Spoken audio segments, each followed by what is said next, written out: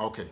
Hello and welcome to this special edition of or interview with the acting president of the Federal Republic of Ambazonia. My name is Eric Tataw.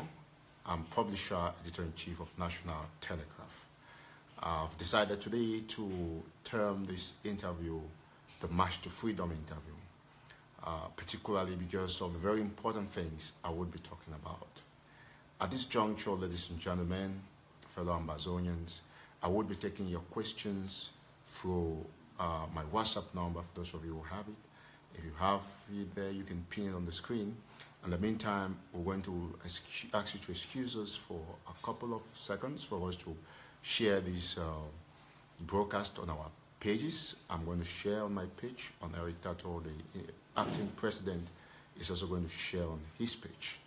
While you join us, you inform and call on all that sundry to, probably join the show today. God bless you and stay tuned. We have the interim president indicating for some things to come over so that they can be shared. And we want to do everything to make sure we have the broadcast done the right way today. God bless you and stay tuned. Don't go away just yet. We're fixing everything to make sure that we get it right. We're sorry for the late start. We're about 10, 15 minutes behind. But I invite everybody to join the show. It's going to be a huge show today because we'll be talking a lot of things. We'll be back in the next couple of seconds. Don't go away.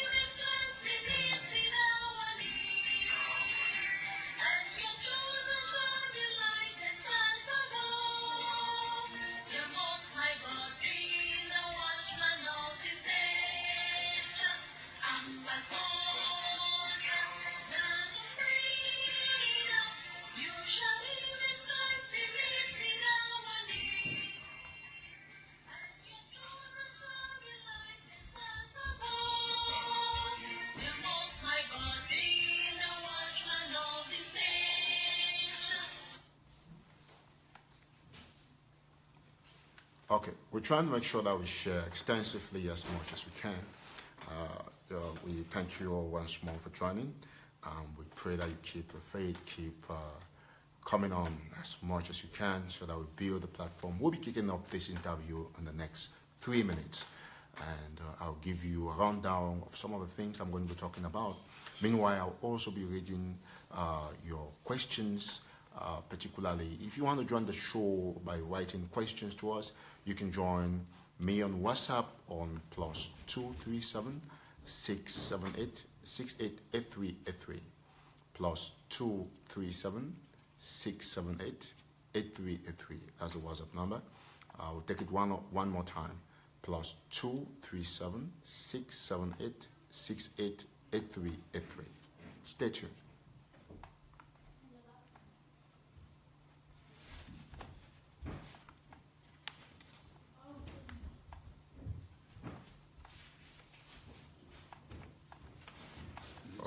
Yeah, I think we're okay. We'll be coming back with just a very background talk. You share the radio page? If you do, I'm going to get it on mine too as well. Before we start the show, thank you. Do we have any problem with the volume? Do we have any problem with the volume? If the volume is okay, please let me see you indicate. If the volume is okay, you say okay. This is a digital world. We have to test to make sure that everything is okay before we start the talk properly. And God bless you all. We're going to do everything to make sure we have everything good. Okay? Is the volume okay? If the volume is okay, I want to hear you say okay. All right, perfectly. I think while you join us, you can indicate from where you're watching from so that we can know exactly what's going on. I'm trying to see to make sure it's on my page. And just a couple of...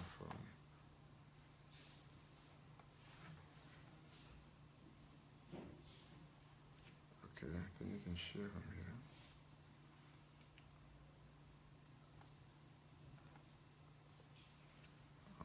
Okay.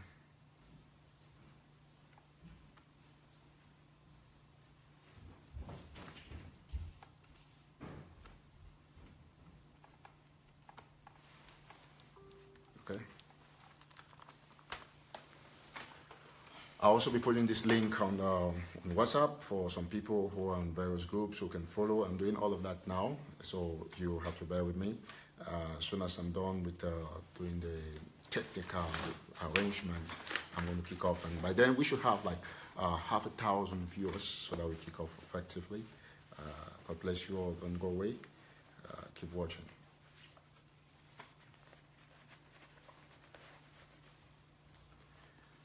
Okay. So you can join through WhatsApp. You can share on WhatsApp and let everybody have it. We're trying to make sure we get done in the next 2 minutes. I'll be on. Thank you for your patience. We understand that there might be some little inconveniences. Talking forth and back about coming on and talking. So I will be looking at you, at your questions, so you can share your questions here. For those of you who have written to me and have not read your questions here, you rewrite, you can send the question. Okay, so we should be on in the next couple of minutes, I think so. Yep. Fair enough, I think we're good to go. Mr. President is ready? Yes. All right. All right, thank you once more, ladies and gentlemen, fellow Ambazonians. We're going to kickstart this interview at this juncture. God bless you all for joining. We see we are building quite a huge audience and want to invite everybody because we'll be touching key things. Today's edition of what I have decided to term the March to Freedom interview, I will be asking the acting president of the Federal Republic of Ambazonia, His Excellency, Dr. Samuel Sako, key questions, and I will ask particularly issues related to the investigations of our, arrested or kidnapped leaders from Naira Hotel since the 5th of January. Also ask questions related to some, issues about defense on the ground because there's been some confusion about some defense-related issues. I'll also ask questions related to the stance of the interim government towards working in unity with other groups, especially other leaders like Comrade Ayabacho and Comrade Beneza Akwanga. I'll ask these and more in this edition of the March to Freedom. Once more, you're welcome, Mr. President. Thank you. Thank you. My pleasure, Mr. President. Thank you for making it. Thank you so much.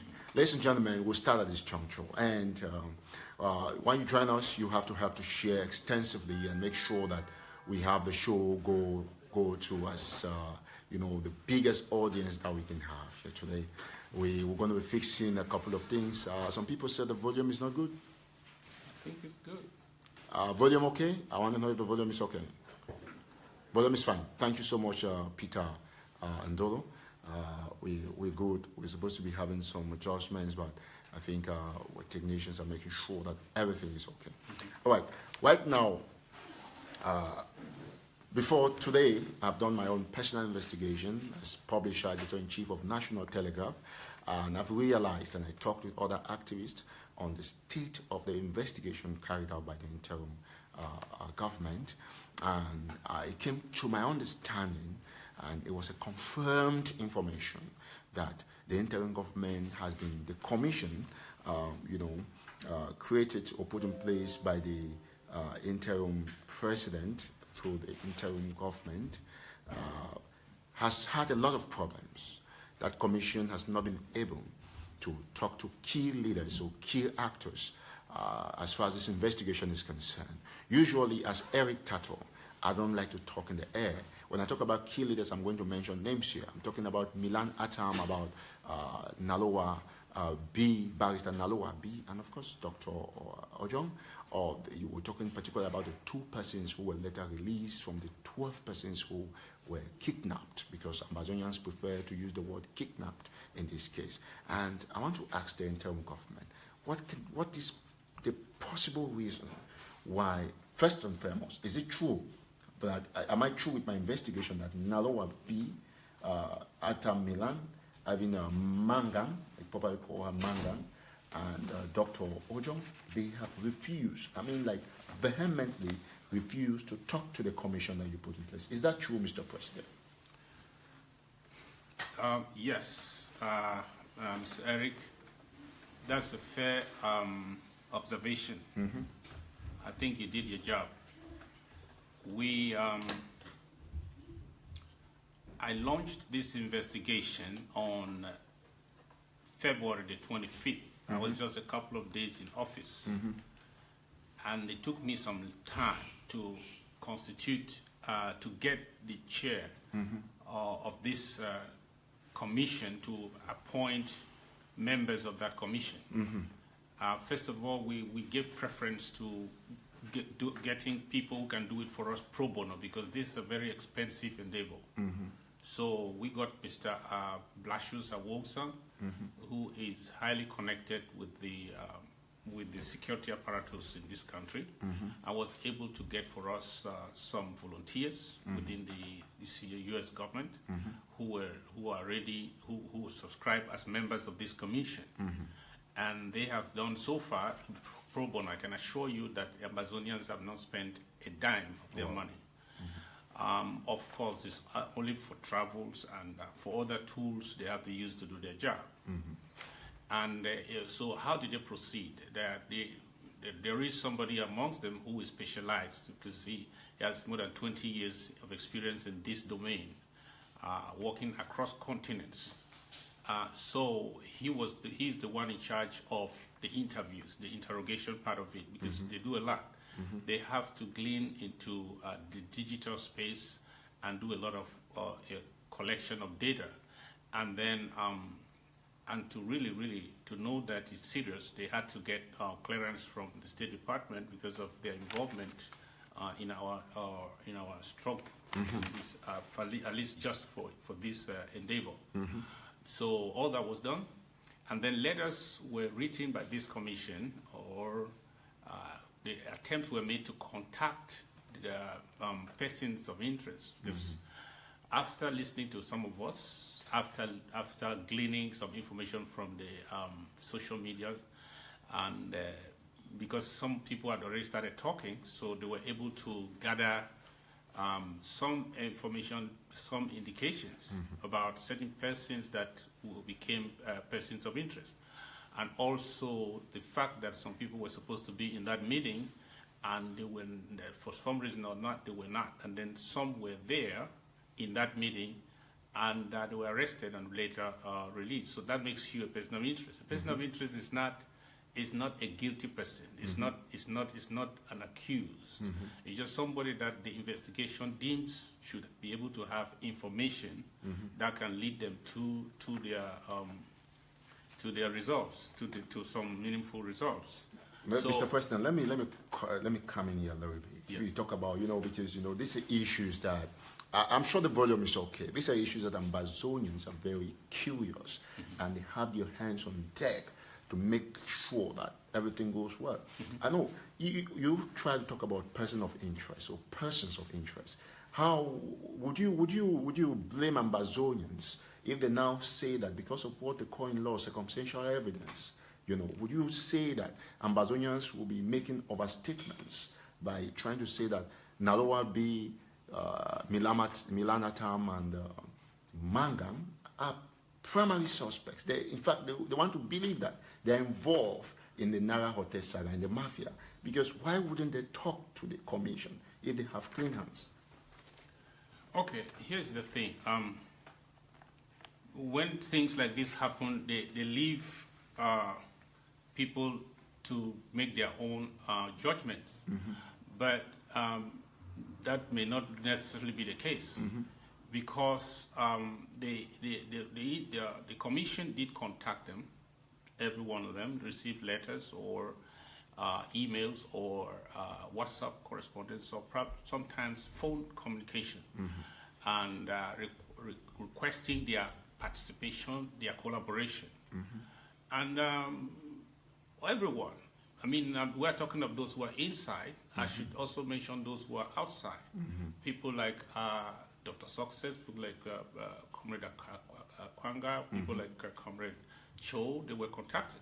Did they speak? Did Comrade Kwanga speak? Did Comrade Cho speak? No, they did not. From the report I have from the chair, they did not so much as respond to his requests. No, but the people will not understand when the president says they did not so much as respond to the request. We just, from the report you've had, Mr. President, did Comrade, who amongst the persons you consider those of interest, whom amongst them actually finally spoke up? Well, they spoke to, there are people that just brought themselves into this matter because of the things they said, because of interviews they made and they gave on TV. But they were not key people of interest. People like Capo Daniel was contacted, but they are just curious to know a few things. As professionals, they know when you start talking, they want you to talk more. They want to hear from you. They want to know why you are talking and who asked you to talk. And what do you know? Probably more than what you say. So he was contacted, but it was by no means a person of interest from the beginning. So, but that's the only person who actually gave some interview. He said what he needed to say. And then, but he wasn't, they were just trying to scan. They did not really focus on him because he was not by any means supposed to be a central person of focus. Now, but I want to say that every one of them gave his own excuses why he will not participate in the investigation. Common Milan, for example, to be fair to him, he said, number one, he wants to know the terms of reference of the commission.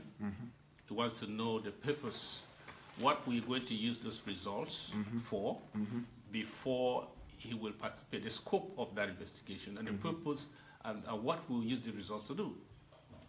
Well, did you think at any point that a commission, if Milan Atam says he's an Ambazonian, and there's a commission that is put in place by the overall body, the acting president of the Federal Republic of Ambazonian. Let me just use an anecdote that we know we are a country that is in space, most likely, although we have our territory already running around and we're trying to get hold of it in total. Let me take this example. Ladies and gentlemen, if you're just joining in, we are on March 2 Freedom interview. My name is Eric Tataw. I'm with the acting president of the Federal Republic of Ambazonia, His Excellency Dr. Samuel Sako. If you just joined in, we are actually talking about asking and answering key questions related to the Nara Hotel saga. Before you came in, we've talked about the fact that the commission put in place by the acting president, His Excellency Dr. Sako, actually got disappointing reactions from some members considered as persons of interest.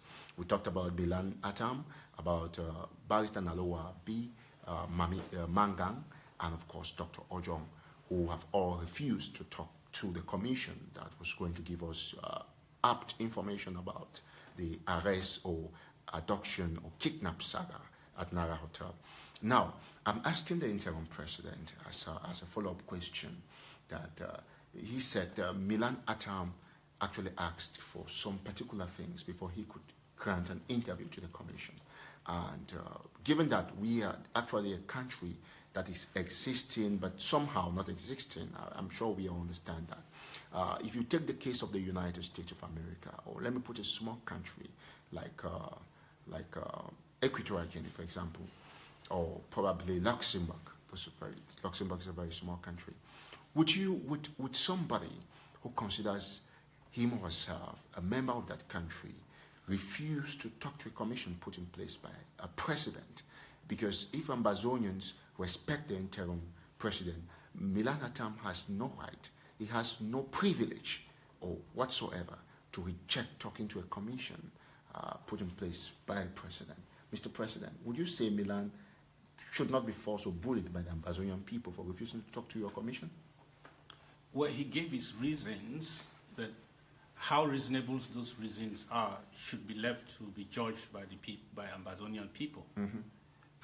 If you are called to give your account of something you already started giving on Facebook, because he already started talking on Facebook, so we know that you are you want to talk, you want the people to know the truth. And if a specialized commission of professional men want to dig down to know the whole truth, and then you say you want to know the terms of reference.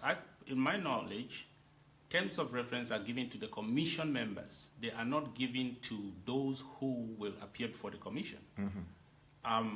Also, trying to know the scope, what we're going to do with the results, we don't have judicial powers yet. So it goes without question that we are not going to prosecute people in which court? We don't yet have a court.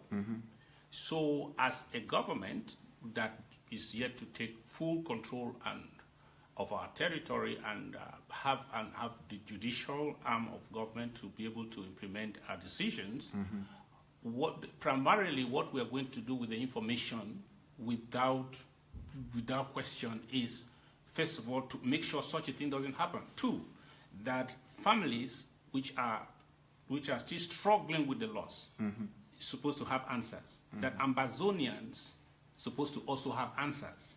We are all in a shock, in a trauma. We want to have answers. Even if that's all, how we're going to use the result just cannot stop us from anybody from giving your own information. And that is to say that if we are not scared of going on Facebook to tell the story, what is the problem saying those same things, probably more, to a commission that can give us more answers? Well, thank you, Mr. President. We want to assume that Milan Atam has actually made some attempts talking to pressmen. He spoke to me, though I'm very surprised that he's refusing to speak to a commission put in place by the president. Now, I want to understand from Mr. President, if we could have Milan disrespect the president, because disrespecting the commission is disrespecting the president, what would be Naloa's own problem refusing to talk? Because if we have to get true information about the situation at Naira Hotel, we should have that situation, the kind of situation report from Naloabi. Naloabi is out of jail, and some people claim that he never actually went to jail with Dr. Ojo. Why is it that none of them is talking to the commission? I wish that any of these people will grant an interview and explain why they don't want to talk. Because if you put me in a place where I am accused for something, the first instinct is to explain myself out, to tell exactly everything I know. That's right. Especially when it costs me nothing. And unfortunately, we have not even so much as had that direct correspondence with Naloa or Dr. Ojo. So, but I hear from third parties that she's talking to other people, and that what she says that her problem is insecurity, that she cannot talk now. But from third party sources, I hear she's talking to some people. I respect that. I don't know the truth about what is actually the problem. I wish I knew more. But the truth is that the interrogation, the commission has recommended that interrogation should come to an end because they are leading to nowhere. And in as much as the key persons of interest are not answering questions, are not coming forth to give any answers, the interrogation part of it is useless. But they are continuing the investigation, using their tools, gleaning into the digital space, and trying to get data that will be kept for Ambazonia. And when we get judicial powers, we will be able to oblige anybody unless they will not come to Ambazonia, we'll be able to oblige anybody to appear before that commission, because there will be consequences. Now, there are really no consequences legally or whatever to oblige, or power to oblige anybody to appear before. We just, as a people of Ambazonian, we just want free will participation, goodwill participation in this commission to enable the government and the people of Ambazonia to get answers. We believe so they have recommended that all this will stop. The interrogations stop because they are going to nowhere, and I accept that that recommendation. And then they may only pick up again if, by any means, these key persons of interest decide to change their mind and collaborate fully with the investigation, the commission of inquiry. If that happens, then I'll make another announcement that may relaunch the interrogations.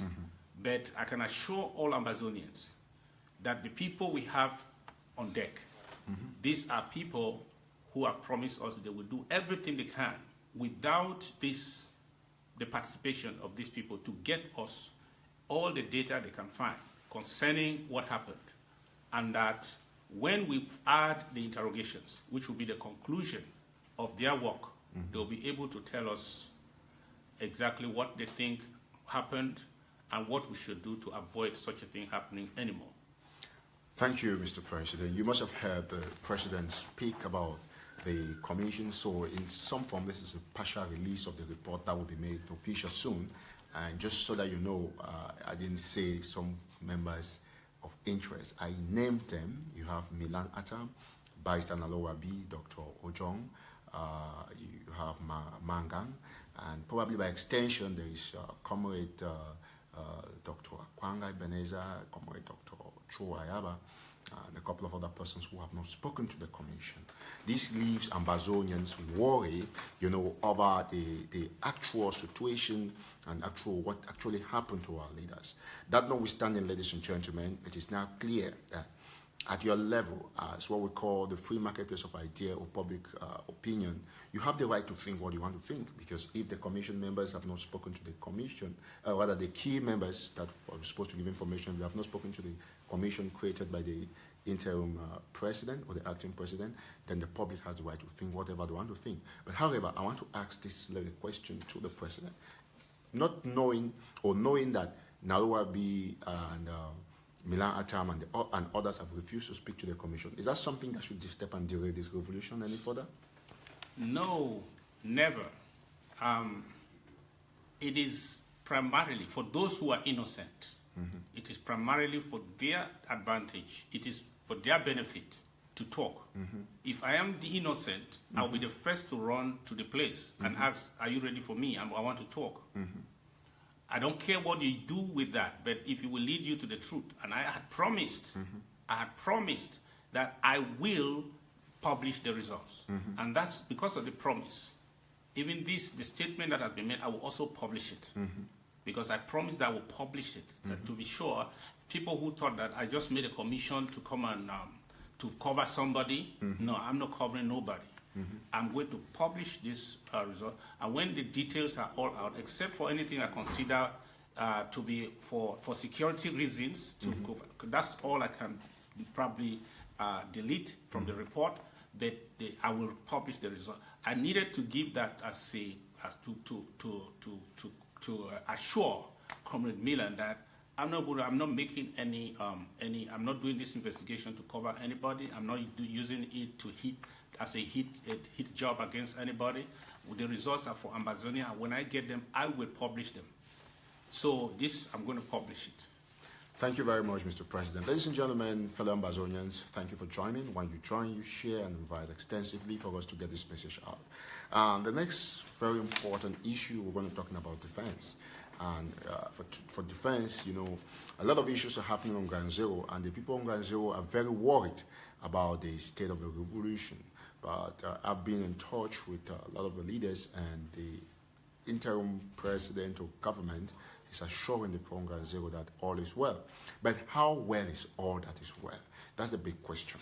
We understand that there's been some confusion because, the acting president came in and changed what used to be called the Department of Defense, that is called the DoD. But we still understand today, by my personal investigation, it has come to my notice that some people, because they have moved from the Department of Defense to Homeland Security, and there's also what we now know as the Ambazonian Security Council, but some people actually still trying to represent the Department of Defense, and this is creating a lot of confusion. Can Mr. President clear the air with this? Yes, Mr. Eric. I see those papers flying out on social media. But let me inform everybody that this revolution, though it uses the social media as a stage, is not fought and won on social media. It's on ground zero.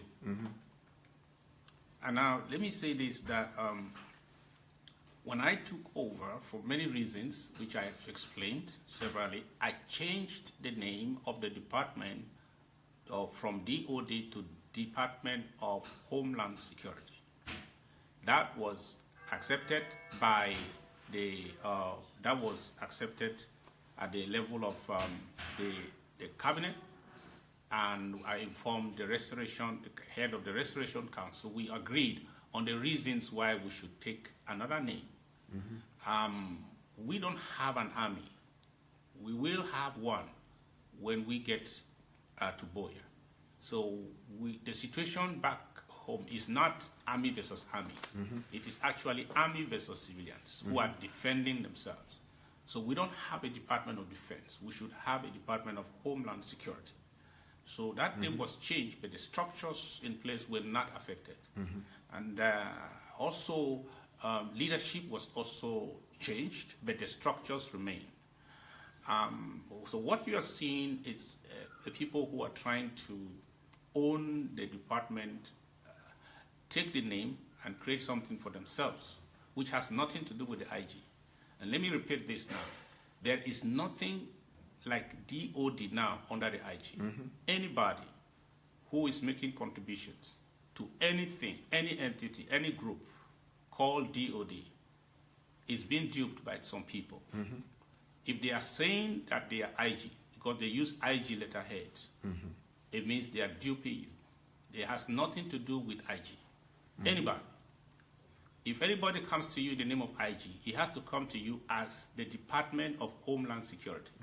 If he comes to you as the Department of Defense, that does not exist. When the name is changed, the structures remain, that name is no more a legal one. There's no department called the Department of Defense in the IG. So let us not encourage rebellion. Let us not encourage, because some people say they don't agree with, if you don't agree with the president and the cabinet and the government for changing the name of a department, you are free to disagree. But you don't have to insist that that name remains, and if a teacher's department has to exist, carrying the name that has been abolished, anybody channeling efforts, resources, and so on to that name, you are channeling to a ghost that has nothing to do with the IG at the moment. All right. So now, this is the situation, because following my own personal investigation, I understand that there is the Department of Homeland Security. That is what is valid, and I'm aware of that. I also have people who have brought issues to my news desk about some people who are trying to be fraudulent by representing the interim government at the level of the Department of Defense. So, fellow Ambazonians, you just heard from the interim acting president. There is no such thing anymore like the Department of Defense, and that is something I'm also aware of as a pressman. God bless the president. We'll continue to talk issues related to defense like you've already heard, but we'll also move to another very important issue, unity. And recently we followed social media reports saying that Comrade Ayabacho, because this has been an issue of distraction for over 8 months or 1 year. People are talking about unity all the time because there's been a lot of fighting and social media, bad mouthing and all of that. And so people want to know, because it's understood that Comrade Ayabacho has made a very strong statement somewhere in London, if I'm not mistaken, where he actually said that he is going to, I hope it's London, I think so, he's actually going to work with the interim government. He's going to make sure he doesn't, disappoint the people by working with the interim government. I don't know. Have you been talking with Comrade Ayabacho and the other frontline leaders about this issue of unity? I did the first time. I initiated a meeting, and we talked. It was a good meeting, and I remember his conclusion after more than an hour. We sat together. So you have actually had a talk with Comrade Ayaba? We had a meeting. And when was that? How long was that? That was in the month of March. March? Yes. No, that's not too far ago. Yes. Our focus was just how to work together, especially as we're trying to put as I was trying to encourage all the self-defense groups to come together. So before then, I had to meet them to talk to them to say let's see a way that all these self-defense groups can work under one platform. I know that we're coming from a backdrop of a lot of suspicion, a lot of things that had happened before I came on stage. But I was shocked that I was not given a chance, because even till today there are people who feel that I am somebody's pulling the strings for me. I'm not made by anybody. I'm a man on my own. So, but Mr. President, correctly. But that did not work. I remember Komecho told me that let's continue to, not now. The summary is that it was not now. Let's continue to talk, communicate. As time goes on, we will build trust, and then we can work together, because he is suspicious of some things, and probably myself. So that's what he said. So that did not happen, but fortunately, most of the defense groups on Ground Zero came together and now have created the ASC. Was the same reply from Comrade Akwanga. So I did my best. I went to them. I said, let's work this thing out. And every time I've come on air, I've still said my doors are open. Now, since I made the advance and they asked me to wait, so I am waiting. So don't you think that as the father of the nation, as the father of Ambazonia, the acting president, though, like you've said before, not everybody is going to agree, because people have divergent views about whom to consider their president. But we understand by online survey and by simple understanding that I can say convenient that 90% of the population, both on Ground Zero and diaspora, think the interim government is legitimate. So based on this assumption, wouldn't it be good or great enough for Mr. President to make another move towards seeing that they come together, especially now that Comrade Ayabacho has made a statement from the distance? Wouldn't it be good for the President to call the comrades once more, his people, like father of the nation? Are you waiting like Mr. Biya is waiting? I want to say this. I also told Comrade Ayaba about this. Sometimes our followers are our problem. Because sitting with Comrade Ayaba one-on-one, it is like we can solve all the problems in the world in a couple of minutes. But we have to be in charge.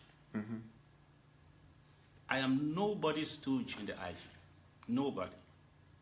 So I bring the ideas as they are, and I present them to the organization according to the Constitution, and they will handle it accordingly. And I think for this reason I can say I have the mandate of the people to do what I do. We can have another meeting. We can have another meeting again. Maybe I will pick my phone again after this. Oh, that would be great. But let the people we lead allow us to lead. Let them allow us to lead. There is a certain minimum of confidence you must have in your leader, that he has he has the leadership. He provides the leadership. We follow. But when those will lead are the ones pulling the shots, sometimes these meetings are meaningless. That's right. And now, you must have heard the president talking about his drive and strides in making sure that there is some amount of unity, some degree of unity. And one of the key things I picked from his last discourse, the very last premise from where the president came in, was about followers. Followers. Something I want to talk about, and I'll ask the president a question on that. We have people who actually are trying to, destroy the struggle through their postings on social media. They always come up with controversial articles. They always come up with something, some things that will bring extreme debate, that's going to, things that will divert the attention of the population from the core of the struggle. We have seen and listened and heard issues from Balangi today, from Ediki, from Binsing, from Kendem, as I speak, and all over. There are a lot of issues, even from Ajayukandip, like I just got information. All these things are happening on Ground Zero, and Mr. President, there are some followers who are actually, instead of concentrating on trying to get this information or sharing from the pages of those who have had this information, they continuously put their hands on the throttle of this organization. What word do you have for the Ambazonian people following this kind of people, some fake profiles, and people who only come to make sure that they give out messages that are completely destructive to the revolution? I don't blame La Republique spies who have been paid to destroy our struggle, because they are just doing their job.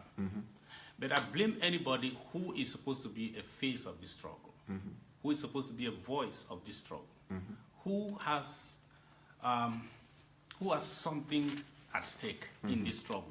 We all want to get to where. And there's anybody like that who just takes delight to, and some people are really idle in this struggle. They are idle. They don't know what's going on the ground. They're just gleaning on social media space, anything they see. Now, I am talking to you, right? There are some people who listen to me for 1 hour. They're just waiting to hear anything I say that does not carry the notes very well. And then the person will make his first video of the month, his second audio of the month. He has something to write for the week. These are destroyers. We should be having something to do that is positive, that is adding to the value of our struggle.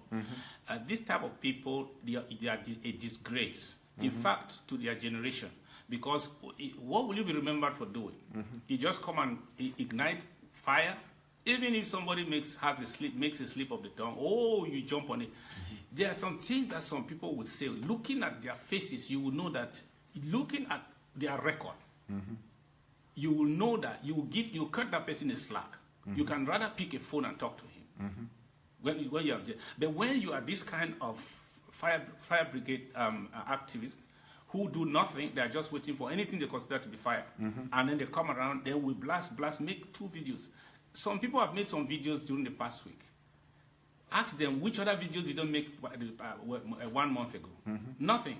They were waiting for somebody to say something, then they have a job for 3 days. Now they are off. They are waiting for another statement to be made by me. Remember, by tomorrow there will be more videos. Is that how we fight? We prosecute a revolution? This is a disgrace. If you are doing that and in the IG and you call yourself an IG struggle, you are a disgrace to this struggle.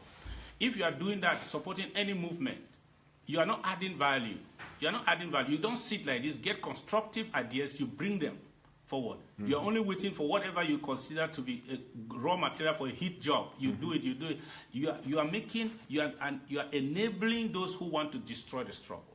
Whatever you want to do, ask yourself, how is this helping those who want to take us to where? But when you don't care if this thing will weaken our hands, we discourage us, and we discourage our strength, we cause the enemy, we make the enemy stronger. You don't care about that, then you are not how you are an activist. What is activism if what you are doing will not lead us to victory? Mr. President, that was great enough. I think you've exhausted that point. A very important thing I saw on the comment section. I'm going to be reading your comments for those who are sending me or your questions. That will be soon. But somebody saying is making a very clear point that the division amongst the frontline leaders is actually playing, down on ground zero, and that is a fact. I think I wanted to bring that. But this very important thing, Mr. President, people are concerned.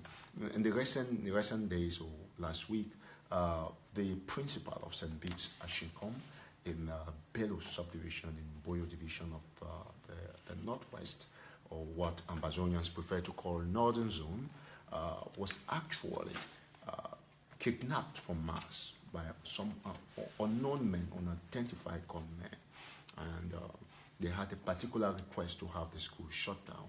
You know, kidnapping a principal or a priest out of Mass is something sacrilegious. I can say that with the tone of a journalist without fear or favor, that it's a sacrilege that was actually committed by those unidentified men who did that. And people are worried. The truth is that even as a priest, the priests are supposed to respect the rules of the land, especially in time of revolution. I might be saying this in some of my live shows, but because it's an interview with the president, I want to ask Mr. President, when you have issues that are outlawed, people going to churches, kidnapping or terrorizing priests, it could be from La Republique or Ambazonians, to be honest, why is it that the interim government wouldn't come out with some disclaimer to disconnect themselves from those kind of actions? Yeah, the interim government will not be there every day disclaiming this and disclaiming that. But everybody knows that we are peaceful people. We endorse peaceful methods, but we also endorse self-defense. And we don't approve of blacklegs and people that are Ambazonians, and they are trying to undermine our struggle. Because for us, this struggle is life and death. Anybody who is doing anything to undermine our struggle and our resolve, that person has made himself a public enemy. And the interim government cannot really defend them, because I don't know who will do what. There are many people who have been killed and have been maimed in this struggle. For you to stand on their way, anybody can take you out. Just a wave of anger can cause somebody to do the wrong thing. So interim government is not taking responsibility for any of that. But I want to assure all the people, whether you are a clergy or you are not, whether you are a lay person, don't put yourself in harm's way. Don't make yourself an object of provocation. Mr. President, don't provoke the people. Is the priest in the church provoking anybody, serving mass? Here where the provocation might come from. If he is the principal of a school, and the people are fighting, they are using every tool they need so that the government or these terrorists shall bow. And one of those tools is the school. If they are expecting you to close down that school, and you are not closing that by anybody's instructions, you are making yourself an enemy of the people. No, that is accepted. What Mr. President, the question is whether they can go to that extent. Yeah, to the church, to doing mass. Was it not right if they is poor timing? When you anger somebody, don't blame him for the actions he takes. In church? Wait, I'm saying that you should be very balanced. When you have angered a people, you cannot go straight to blame them for what they do. Take yourself out of it. Mr. Take yourself out of it. Would you say that it is right to get a medical doctor off a patient while he's operating upon that patient, while he's operating the patient to try to save a life, like a woman going through C-section? Because the same thing that the priest was there in church, we want to put in that area. So do you think that as a president, your objective, you're a peace-loving person, and you're a pastor, and you for the Ambazonian people? Because the issue is that we're thinking that the action of those particular group of persons must have corroded the image of the Ambazonian struggle at the level of Vatican. And it could be people from La Republique who did that. It could be Ambazonians. I want to be objective. But is Mr. President saying that act is good or not? That act is, if they met him inside the church, is even arrests, even the government cannot, the police cannot enter inside the sanctuary to arrest somebody. Perfectly. But it can be arrested in the house. It can be picked up in the house. So going right there, meeting people, trying to worship God, and then you pick up somebody at that level is wrong. Okay. But as a priest, as a servant of God, for you to go against the will of the people and what they have said, even if you are under pressure from where, it means you should know. You have the right to do so, but you should know that you have made yourself an enemy of many. And we cannot really tell who comes against you. I'm not saying here, interim government did not send anybody. We don't know of any self-defense group that is under the ASC that asked for that, commanded that action to be taken. Great. But when you make yourself an enemy of the people, even lone wolves who are just angry and mad because of what they are going through, what is happening, they can come against you, and people will be looking for who is responsible. Okay, thank you so much. You must have heard, I think my question has been very well answered. The interim president has actually done a disclaimer saying that the interim government knows nothing about that action that took place at St. Beats in Ashinkom, in Bello. And the interim government is also very clear that it is a wrong thing to have gone to the church to get a priest arrested. I think that is clear. I'm going to be reiterating that probably in my live show tomorrow. But one thing that is also clear is that it's a revolution, it's not a romance. And everybody must toe the line. Thank you very much, Mr. President. We'll move to our next very important question. In the recent days, there's been a lot of noise on social media as well. And this is related to some message that some people now consider it as some very funny utterances from the Secretary for Communication and IT, Secretary Chris Ann. And you must have listened to that. Everybody listened to it, and it has caused more or less, some controversy on social media and on Ground Zero.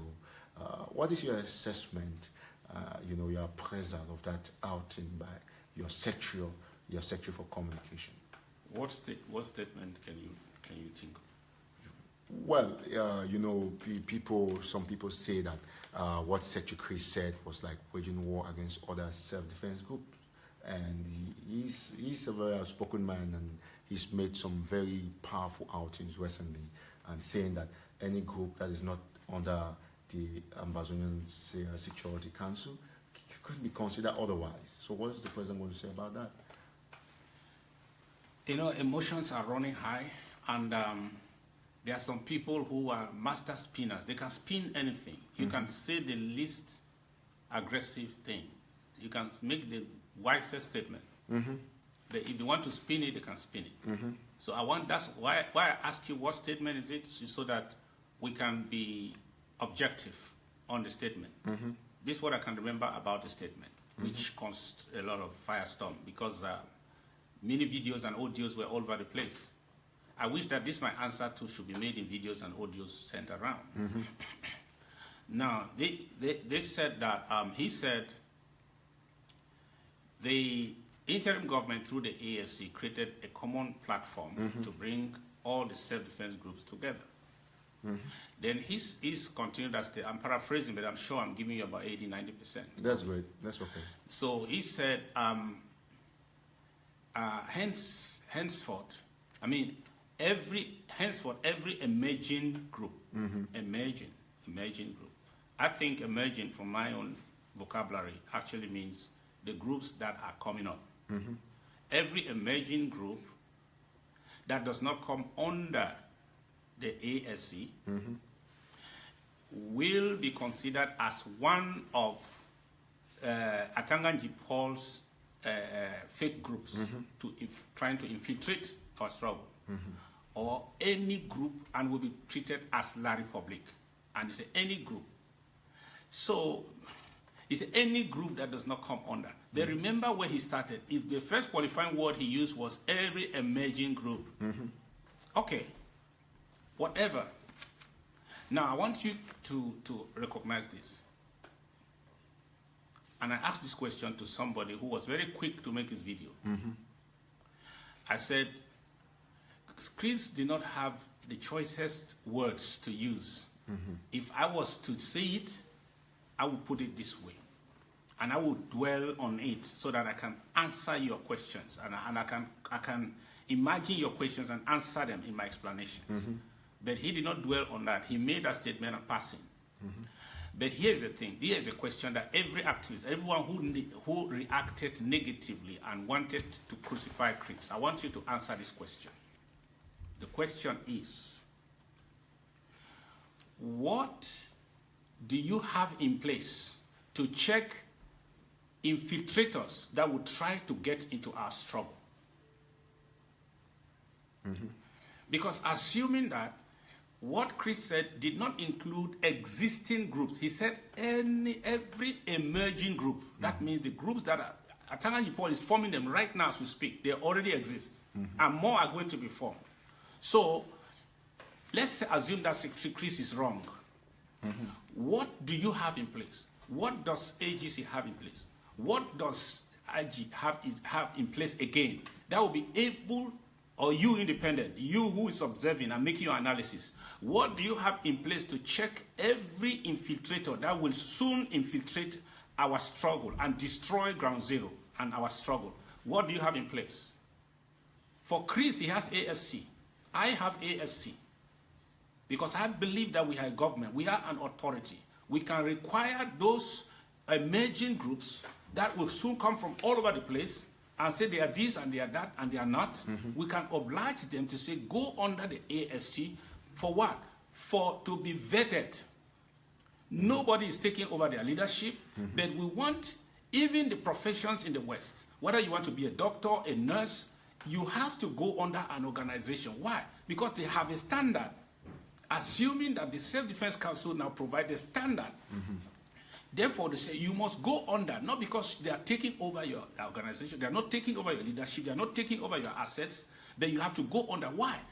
In the wisdom of the IG, that is the only way we can guarantee stability and make sure we flush out all the infiltrators that are coming in and that will continue to come in. Those who say Chris is wrong, can you tell me what mechanism you have in place that will check them? That's right. So I think that's explanation enough for people. It's a big question. We're drawing closest to the end of this interview, but of course we'll ask this very important question before we ask the President to give a word to the program Ground Zero. We'll come to my trip to Buea. It's a subject that I've really not talked about it for a very long while. I've not had it on my wall, but I have been looking at the mechanism and the purpose for this huge project, which will be an endeavor and a favor for the Ambazonian people to do to the government in order to take us to Buea. I'm going to do it my own personal outing about this particular thing, but about the particular project, I want to ask Mr. President, the population is not aware of the extent to which my trip to Buea have gone. Well, where are we now with my trip to Buea? Yes, my trip to Buea, I want to emphasize and thank everybody who has and is contributing, not just supporting, not just promoting, but actually contributing to my trip to Buea. I'm still here to say that there is no better response to what is going on now in Ground Zero by the enemy. The answer is my trip to Buea, because there is no other program before me that I see by anybody that has as objective to change the ground game, to be a game changer, to change the equilibrium on the ground, to stop the bleeding. There's no one. There's no other one. And so that's why I say, not just the code name, my trip to Buea. I'm saying that by the content itself of what we are doing right now, or what we are going to do in the next couple of weeks, there is no program that replaces my trip to Buea right now, if we are objective to ourselves. So, and I want to assure you that everything is making progress. We are progressing. I will not go into the numbers because not everybody is listening to me, the good, the bad, and the ugly. I will not go into the numbers, but I want to assure you that we are making progress. And I told you that I will not be a Facebook strategist anymore, but you are going to see the Ground Zero. You will see the complete change of this present equilibrium to our favor. There's going to be a clear drift, as you see every day. Some people are feeling the heat already. But I say that is just the first chapter. There are many chapters to this book. And I want to say that we have the answer. If you can go to my trip to Buea and go and make that contribution you have never made before, you will get the result you have never seen before. And that is what we are working for. We are not going to be doing this thing over and over as we started. We have to change our methods to get different results. And that is what is working right now. Good. I don't want to get into the polemics of the war, or should I say self-defense actions on Ground Zero, but it would appear to me and many others that most of the, the patriots, Ambazonian patriots who defend homeland against military brutality actually lack the basic tool. I don't want to call names particularly, lack the basic tool to get sophisticated in defending homeland. Some actually defend with their bare hands, others use cutlasses or machetes, and others don't have the kind of guns, I want to call it very openly, that because we're at war, and if the government of Mr. Biya has put at the disposal of what Ambazonians prefer to call terrorist soldiers, I think the interim government should also look for good and heavy weapons for those who will be defending the women and properties when these soldiers come to burn houses, so that they can face them back and push them back off the territory of southern Cameroon. Is the interim government going to be making allocations for all these beautiful and sophisticated weapons so that these children can actually fight and defend homes and all these things from burning? They want to be assured, because there are a lot of people on the ground who want to defend homeland. They are being killed for nothing, whether they fight or not, but they don't have the means to defend themselves. As I told you, we don't have an army. We are not war masterminds, but we want to teach our people how to defend themselves, because they are being attacked every day. They are being slaughtered every day as we speak. Now there are plans to go and start bombing them. Now they have burned their villages. They have run into the forest, and now they want to send bombers to go and bomb them in the bushes. So that is how terrible it is. We are not going to organize a war, but we are going to organize our people to defend themselves whatever happens, because we don't want to die. We want to live. And I want to encourage us, as bad as the news might be from Ground Zero, don't begin to send money here and there, because some of these people, when you send the money directly and you don't put an authority over them, that is how you create warlords. I want to encourage all those people who are trying to do this. I want to help my community. I want to help my brothers. And you are sending money from everywhere, all the nooks and crannies, and then they finally just become wayward and they are not under any authority. Send your donation to the IG, because the IG takes care of the Ambazonian Self-Defense Council, which is overseeing the communities and those who are engaging in acts of self-defense, so that they know the law, they abide by international rules and regulations, they know what the law says, and they advise their communities exactly on what to do. They will help them get what they need and advise them to do so that they can be safe. And now these people will still be under the authority somehow. They will not be some individual groups that can grow into this, what we are calling warlords today. Don't create a monster because it will grow. When it grows, it will become a problem. So that's why I call on all who want to secure and help Ground Zero. Identify with ASC. Make your donations there. Tell whatever group you want to help, tell them to look onto the ASC. They will make sure that they are vetted, and that they are giving the kind of help that they need to defend themselves within the law. Because whether it's on our side or on the side of La Republic, one day there will be matters before the International Court of Justice. We are very law conscious. We know what the law says, and we want to help the communities to do that effectively. So channel your donations to the ASC, and that will make sure that there is order. When we get to Boya, there will still be order. Now, some people are watching. We have over 600 people watching on live, and amongst these persons, there are people watching a lot more watching from Ground Zero. Others are going to be watching this show later on, and some do not know how to go about. Mr. President is going about getting involved in self-defense, because the Federal Republic of Ambazonia hasn't any conventional army, you must have heard. So, Mr. President, there are two things these people want to know. Who do they contact? What number is there to contact, where they can get further contacts on how to get involved and get vetting? That's the first thing. And secondly, some people on Ground Zero and other countries that are not, they don't have the privileges of electronic financing or electronic kind of financial transactions, do not know how to go about my trip to Boya. So two things: how do these guys on Ground Zero who want to get involved with self-defense get to the right channels? And secondly, how do those in countries and areas without electronic financial transaction privileges get to contributing to my trip to Boya without any form of problems being traced by any government or whatsoever? Please go to www.mytrip2boya.com. You will find a phone number. That phone number is the phone number to the office of the president, of the presidency, and that will be, you can be rerouted to whoever you want to talk to. So I want to encourage you that if you go there, you'll be able to make a call. Tell us your problem. Tell us what your problem is. We'll be able to solve it in a specific manner.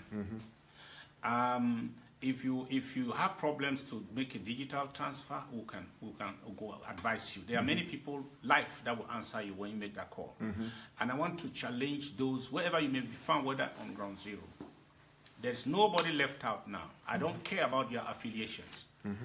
If you don't contribute, we shall still get to Boya. But if you don't contribute, we shall remember that you did not. Right as we are still prosecuting this struggle, we shall remember that you did not. And if we eventually get to Boya, because we are going to get to Boya, it is better that when we do a background check, we find that you contributed. If not, you will not be happy with our victory. So we are encouraging you to make that contribution and have your name and your footprints in the digital space of our struggle. Because we will not forget those who turned their eyes away when they were slaughtering us. When we were doing what we needed to do to cross the river, we will not forget it. I encourage you to be remembered in our records that you did what you're supposed to do. Find every means possible. If you have to send that money to somebody who can make that transfer digitally, and you settle your transfers, the debt between you, and that is okay. If you have to do Western Union or whatever, we call that number first so they can give you directives. And I trust the people you're going to be talking to. All right. Thank you, Mr. President. Mr. President was actually saying that for those of you on Ground Zero, another proposal is that you could work with people you know in the diaspora. That for the diaspora who might want to send money back home, and you could simply take 50,000 or 100,000 or 10,000 or whatever amount you want to contribute, you actually go give it to the family. People could make a WhatsApp call, give it to the family, and that money now could be paid here through a credit card or debit card or whatever form into the account, and the receipt be put in your name, probably coded, so that you make sure that your own contribution is there. I think that is one of the ways that we have to look at this approach. And with that said, except otherwise, I have not been able to read a lot of your questions. We're going to program. I think we've touched on the general scale of the issues, the burning issues. Some of you have no doubt sent some questions, and some send an audio. I can't play an audio during the show, but I'll get a comprehensive check of your questions, and then we'll probably be answering some of them next week, or any other time we have an interview with the president. I think for now, I'll ask the president to give a word of encouragement to all those defending homeland on Ground Zero, and to our mothers and fathers and brothers and sisters in jail, and to everybody on Ground Zero who is feeling very heavy in their heart as far as this struggle is concerned. And some people talk about other, before we get there, there's this ID card thing that has come up. I've just seen some people trying to prick my attention on ID card. Mr. President, the ID card issue, no doubt, has been causing some heated debate on social media, and some people think that it is not the time. Others think it is, and there's a lot of controversy as far as the ID card issue is concerned. I have my own opinion, but I can't give it now at this point when I'm interviewing the president. Yes. So, Mr. President, what do you have to say about this controversy your ID card project is trying to cause? There are always people who will say it's not time until it is time. some people will still say it was not time. So I'm not surprised with that. Look at it. People who wanted us to have a digital election have a problem with an identity card today. How are we going to have a digital election? I'm not there to talk about all the intricacies and the difficulties involved in the process. How are we going to have a digital election without any form of identification? What is the difference between registering in a website and having an identification paper? Are they supposed to pay for the identification paper? Of course. Okay. So I'm trying to make a nonsense of some of those arguments that are just some people are just, they are born to be opposite. So, Mr. That President, means that anything you say, they find the opposite. Today, they take this position. When you take their position, they change and take that another position against their former position. That's the liberal Ambazonian we're talking about. Yeah, that's it. So I'm trying to say that there's nothing wrong.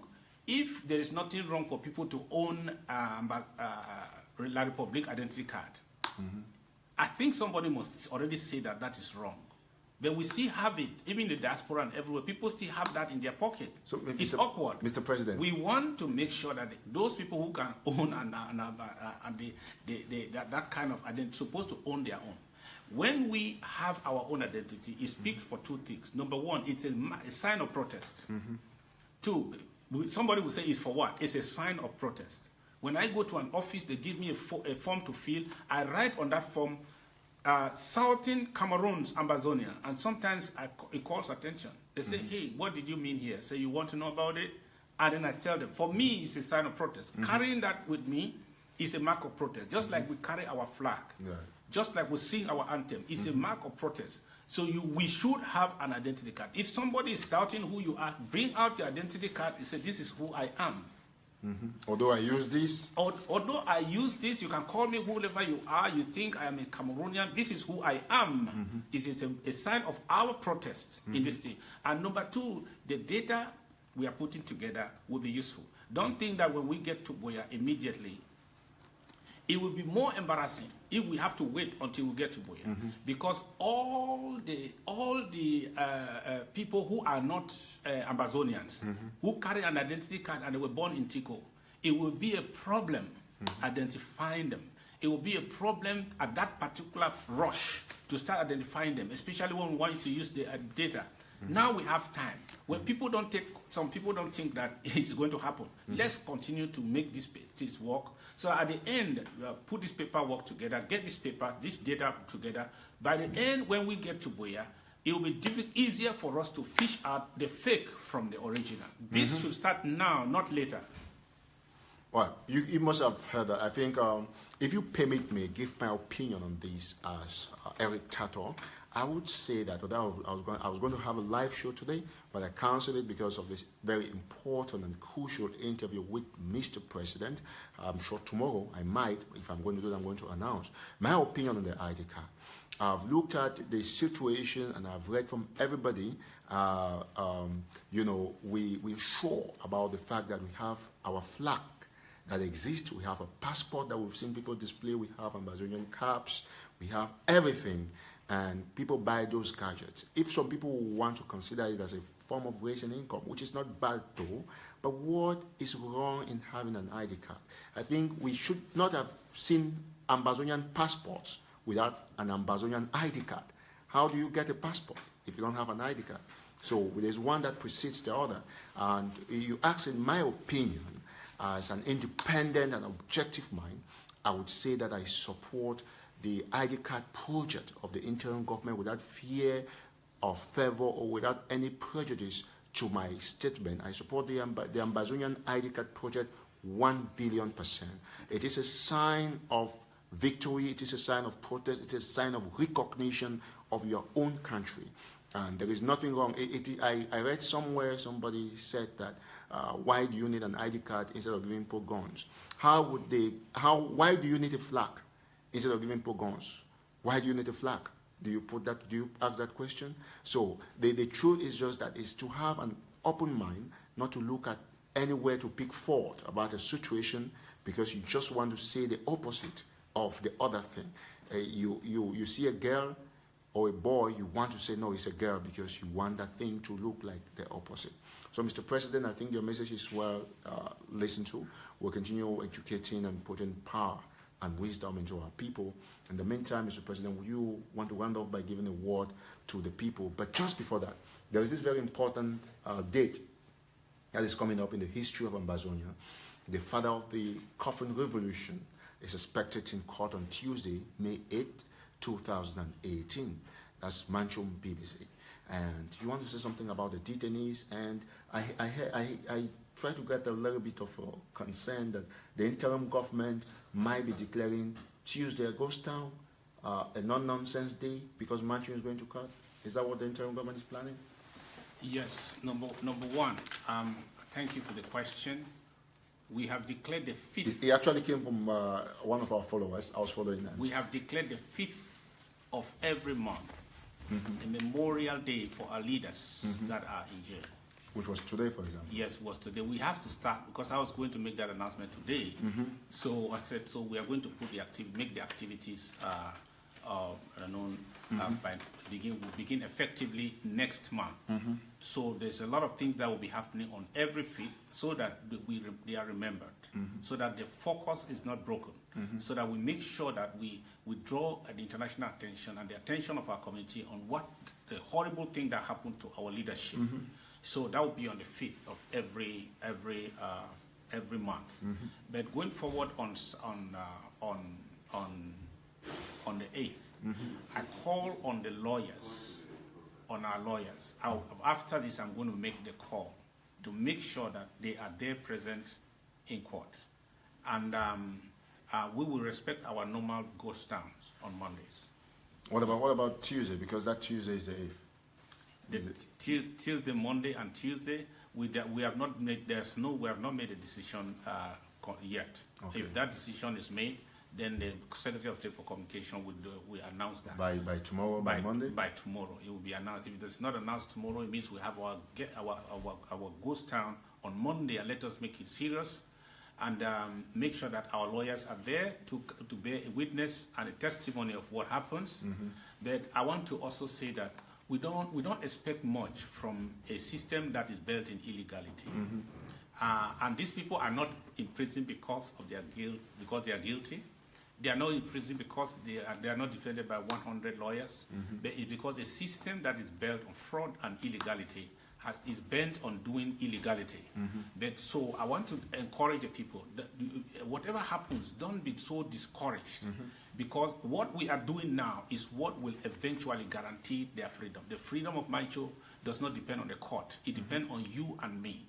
If we do this, which we have to do, if we do what we have to do through my trip to Buea, when we arrive Buea, everyone that is kept in the dungeons will be released by international law. They will be released immediately. There will be exchange of prisoners or abductees. And I believe, I cannot wait for that moment.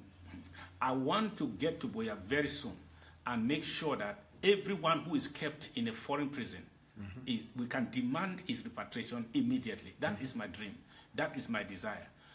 And so we have Ghost Town. Let it be as ever on Monday. And if there's anything more than that, we are going to get an announcement tomorrow or later this evening. All right. Except the President has anything more to add to give words of encouragement to those on Ground Zero before we wrap up this interview? Yes, I want to assure those people who needed answers from the Commission of Inquiry that the interrogation has been suspended. I agree with their recommendation because there's no need of telling the people that they are waiting when the interrogations are not going on. Interrogations have been suspended, but the investigation, the other side of the investigation continues. But rest assured that the investigation cannot be concluded unless the interrogations are added to the other data that is collected. And therefore, that might take us probably getting to Buea before we can get the answers. So I want to assure you that we will not leave any stone unturned, and nobody is spared. And everywhere we can go to get what we have to get as information, we will go. And we count on your support to make sure that we don't make mistakes. I want to also use this opportunity to tell you that Ground Zero is united. There are things that are happening, they are only happening on social media.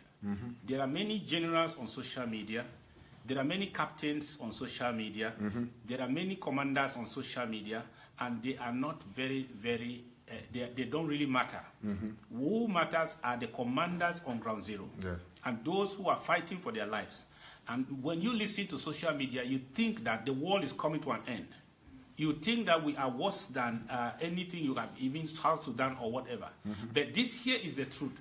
If you go to the history of South Africa, you will discover that there was more division between Inkatha and ANC than there is any such division on Ground Zero. Forget about social media. This is our generation where everybody who has a keyboard and a fake profile can say whatever he wants to do. Anybody who is learned and can make a spin, can produce a video and give you the impression that we are finished, that we are so divided. If you want to tell me that we are divided or not, make a sample on Ground Zero and tell me, show me the division. How many people, how many groups are killing each other now on Ground Zero? That is what Inkatha was doing against the ANC. It is not happening on Ground Zero. We are the self-made lords in the diaspora who sit behind keyboards and begin to create a false impression of division, which does not exist. And I pray that that thing will end at the Mediterranean, at the Atlantic Ocean. It will not cross ever on Ground Zero. And what I see is that the people on Ground Zero have one resolve. They want to survive, and they want help to survive, and they want to get to Buea sooner than we are. We are comfortable, and so we create this false impression that Ground Zero is terribly divided. Where is the division? It is not there. It is in the diaspora. I call on all those in the diaspora, stop doing anything as to project what does not exist on Ground Zero. Because you are and stop doing anything to corrupt Ground Zero, to bring division where it does not exist. That's my appeal to the people. And I want to assure the people that as far as I'm sitting on this chair, we are going to Buea. As far as you don't allow my trip to Buea to fail, we are going to Buea sooner than you expected, sooner than we ever prayed for, because our God will answer our prayers. And I want to tell the people that don't worry, the Red Berets cannot do you anything.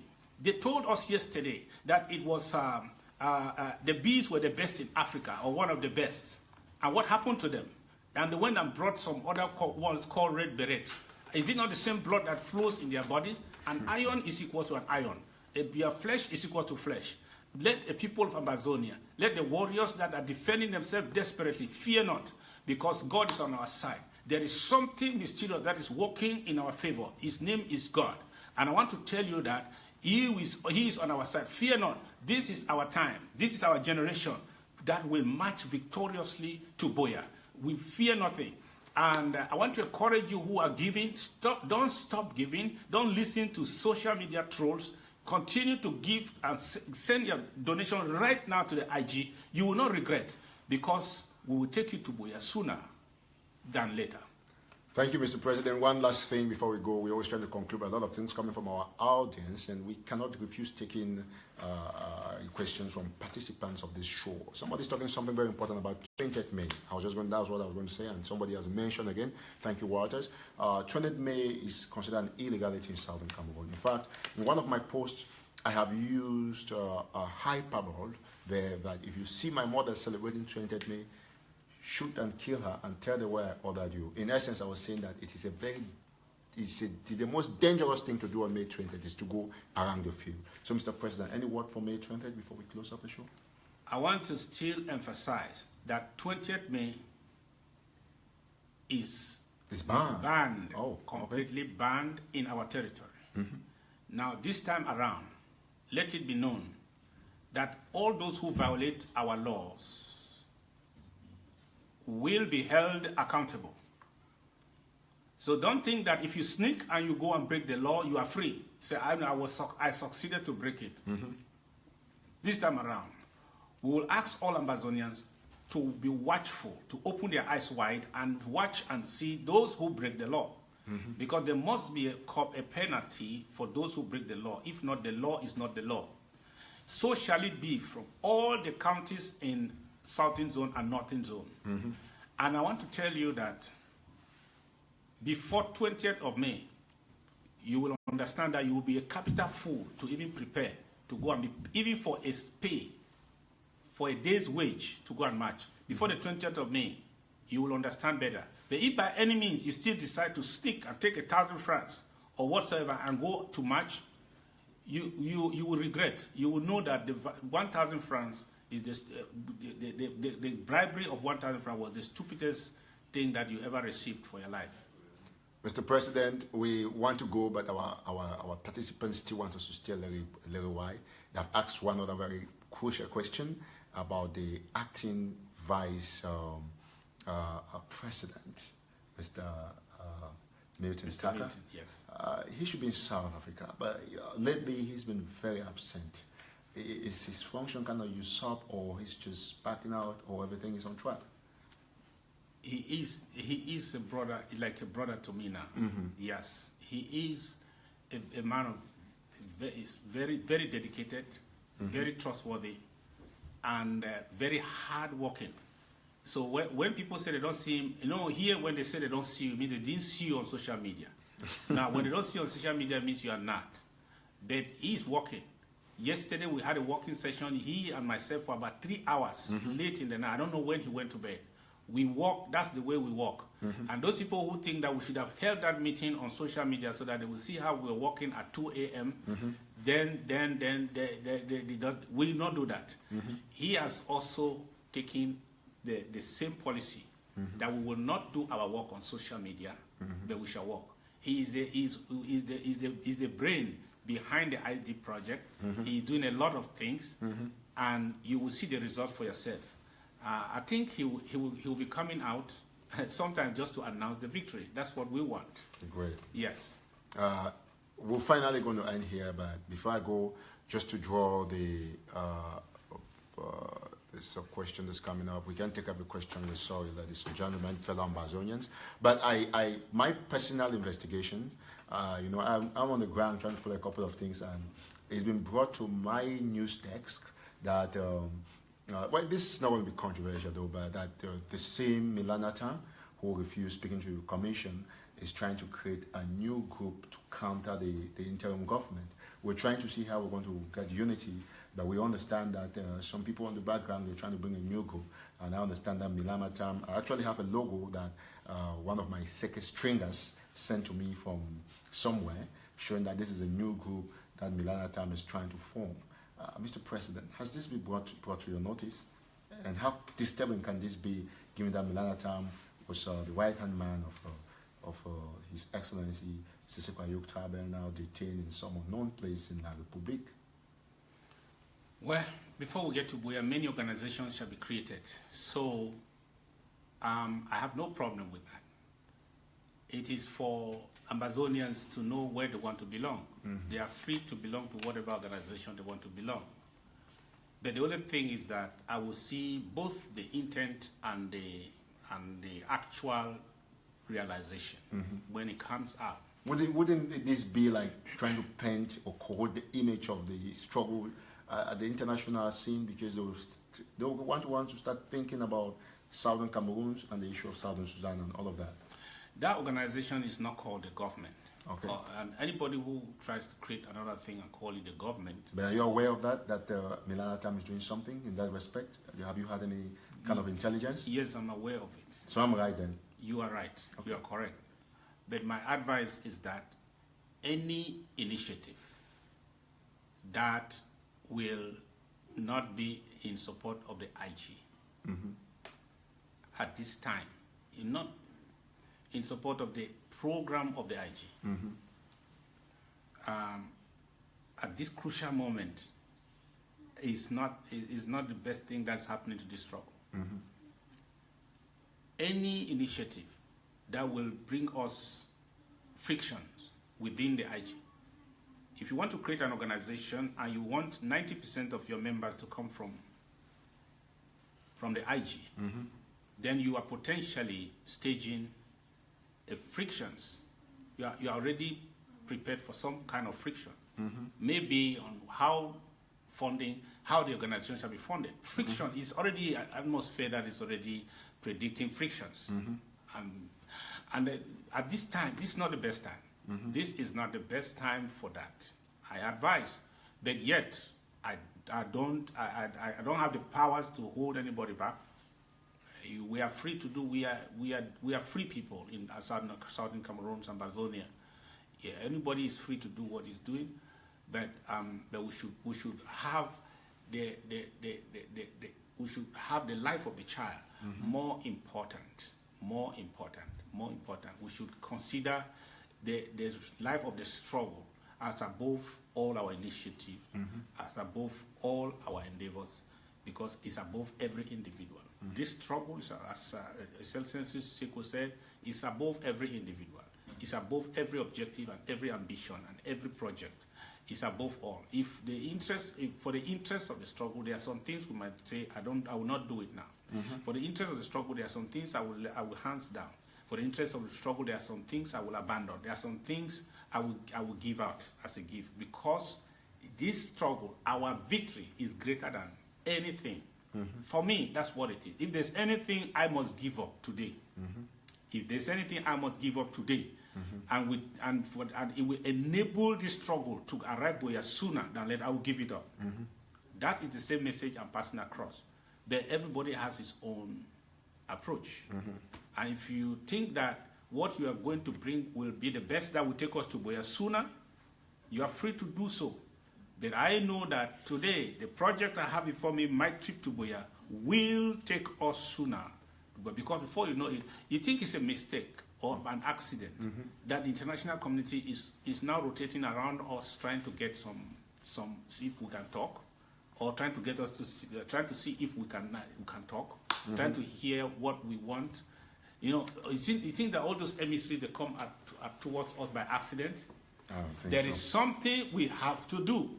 And I tell you, stand with us in the next couple of months, you will understand that there was a missing ingredient throughout our struggle. That is what we bring, and that is what will cause the enemy to give us what we want. Please, just give us some time. You will not be surprised. You will not be disappointed. That to stage up anything that will make it difficult for me, that will be a distraction for this, for the vision, is not the best for our struggle. All right. Thank you very much, ladies and gentlemen. We would love to continue this interview, but I'm going to end here with the permission of the interim government and my wisdom. I think that we should end here. In the meantime, I've seen a lot of your questions. We're going to have a review, and we could take up some of these questions. You know, we don't want to make the interview very lengthy. But just as survivor information coming from Ground Zero, from National Telegraph Circuit Stringers, I want to now say that the mutilated corpse of a soldier that was arrested yesterday around Itiki is now displayed. Very soon, you all see pictures start going around social media. I've received confirmation from some of my circuit stringers on the ground. And I want to say that for all those of you who live around Itiki, around Mbalangi, going all the stretch of the road, especially those villages around Bonga subdivision, and those who are right up there at Muyoka, Munyengevi, anybody, if you find yourself around there, around my 30, you have to start moving right away. This is survivor information. You move right away and get yourselves to safer locations, because I'm very sure that it's going to be a huge raid this night and in the morning. You already hear from my report, the soldiers are already around Mbalangi trying to cause a lot of havoc there. So you must move now. Call your relatives and give them this specific instruction from National Telegraph that everybody staying around those areas must move. It is very important. Once more, thank you very much, Mr. President. It's been a pleasure, ladies and gentlemen. If you just joined in, you have to go back and watch the show. You have to share. You have to invite friends. We have been on what I have termed March to Freedom interview with His Excellency Dr. Sako, acting President of the Federal Republic of Ambazonia.